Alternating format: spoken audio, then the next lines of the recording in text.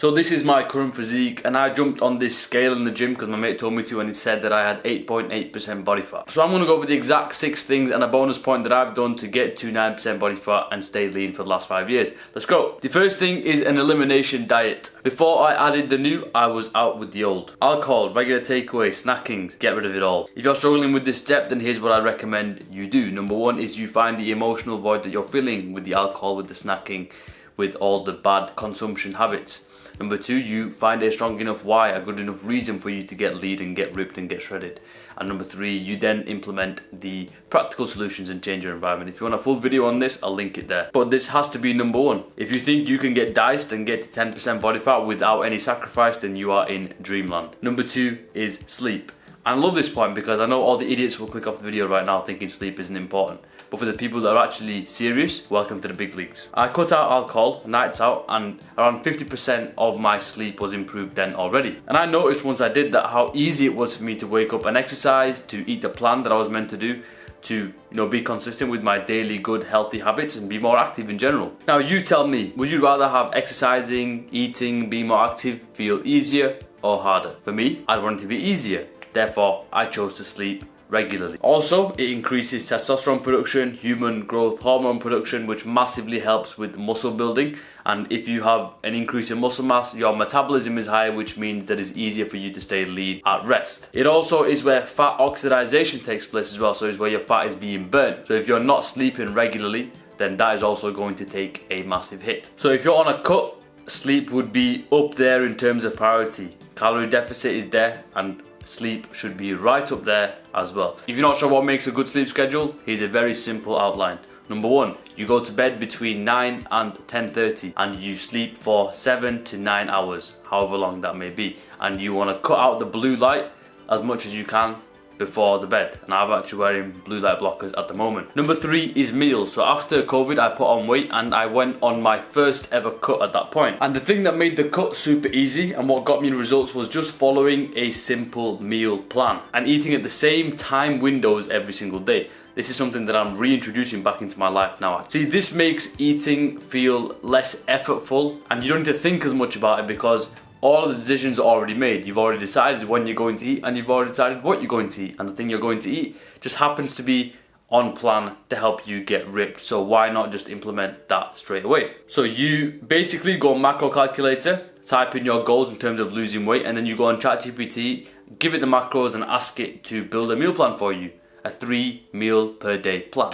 Then you copy that plan, put it into notes, and you just follow that every single day. If your goal is to get lean, then honestly, this is a must. I have tried tracking where you scan and eat, and I've tried the meal plan, and I promise you the meal plan is way easier. Now with cheat meals, I honestly would recommend that you go for as many healthy cheat meals as possible. When I say healthy cheat meals, I mean having like grilled chicken or going Afghan cuisine or mixed grills and things like that, right? And if you're having these, and honestly, I would say you can eat this once per week, no problem. But when it comes to these dirty cheat meals like pizzas, burgers, Chinese, high in trans fat, high in seed oils, these type of meals, I would honestly recommend that you have no more than 2 times per month. Also within the macro split, try to keep your protein high, around 1.8 to 2 grams per kg of body weight. And also do not drop your fats too low because having healthy fats is important for your hormonal production. Number 4 is training and steps. So I would recommend going to the gym at least 3 to 4 times and doing resistance training. So hitting the gym, hitting the weights. And why is that? That is because when you train for strength, even when you're in a deficit, you will help your body retain as much muscle as possible. And like we mentioned earlier, this increased muscle mass will help keep your metabolism high. And also, when you lean out, you don't end up looking like a twig and you actually maintain some size. Now, this is a must within training. You should definitely have your program written out in your notes app or on an app like Heavy, and make sure every week that you're going, you're seeing exactly what you need to do to beat that, because that's where the progressive overload will kick in. That is where you will start to see gains within your sessions. Now, it will be harder when you're on a cut, but if you're still trying to maintain and push, it will help you retain that muscle. And on rest days, make sure you're walking between 5 to 10k steps. This will give you active recovery, so when you go back to the gym, you'll feel better, well rested and ready to go again. And also it gives you a mental refresh because you're actually outside walking. Walking has had many studies to show it improves mental health, it improves the feelings of depression, anxiety, worry, etc.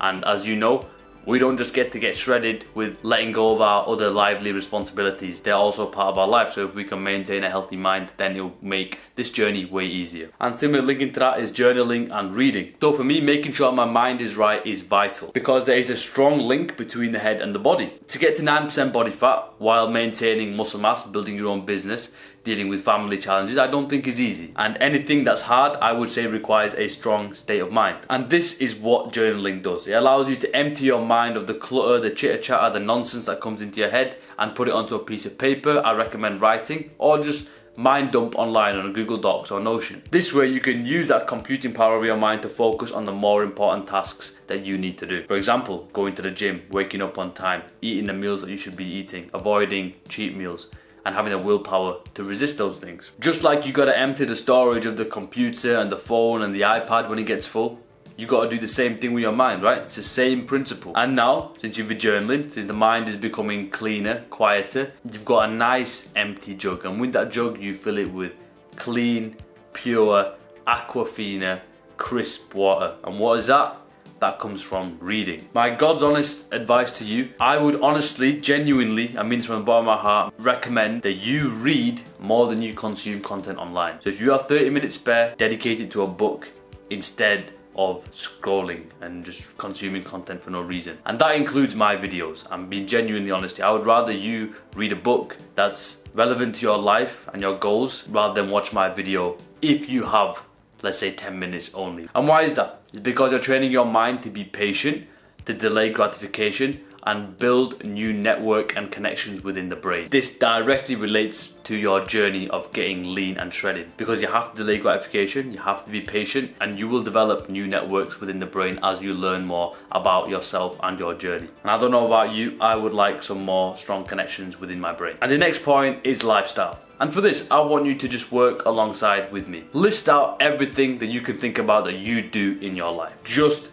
drop it, like straight away, what do you think of? So, food, family, friends, phone time, movies, TV shows, video games, work, school, uni, relationships, learning, etc, etc, etc. Let me tell you, for me, my fitness and my training will sit in the top 3. So this literally means, outside of obvious exceptions, if I have to choose between my friends and focusing on my fitness, I would focus on my fitness. If I had a long ass day at work and I've only got 45 minutes, instead of doom scrolling, I would train. If my life is going tits up, I wouldn't sit and complain, I would train. If I have to choose between going to watch a movie or hitting the gym because I need to hit a session, I would hit the gym. This literally comes above almost everything else in my life. So when people ask me why I'm in shape or how I've maintained this physique, I would ask them this question. Why do your teeth not rot and fall out of your mouth on a daily basis? Because you brush, obviously. Now, would you skip brushing your teeth to see your friends? Would you skip brushing your teeth to doom scroll after a long day and just go to bed? Would you skip brushing your teeth if your life was going tits up? Would you skip brushing your teeth to watch a movie? So the only way I can explain this to you without you experiencing it firsthand is this. The same way you feel a need and it is ingrained in your mind to brush your teeth, that's the same way I see training, eating clean, and pursuing my fitness goals. If you can get to that point, you will achieve the best physique of your life. You will get shredded, get lean, and you will perform better in absolutely every area of your life. And a bonus point I want to give you is do all the easy stuff at the end of the day. So if you want to watch TV, play video games, chat to friends, whatever thing that you want to do that's fun, do that at the end of the day. And why is that? If you do those silly things first, then following your meal plan, going to the gym, doing something hard, making sure you get your step count, going to sleep on time, all of these things will feel harder because you have set a high dopamine point. What you want to do is start the day with a low dopamine set point by doing all the hard things first. Once you've achieved all of those things, then it's fine. You're allowed to go and watch a TV and the Netflix and the video games or whatever because you've hit the fitness things that you needed to do. But if you introduce them earlier, it will make your meal plan, your training, your consistency feel harder. So remember, start with the hard stuff every single day. But that's it from me.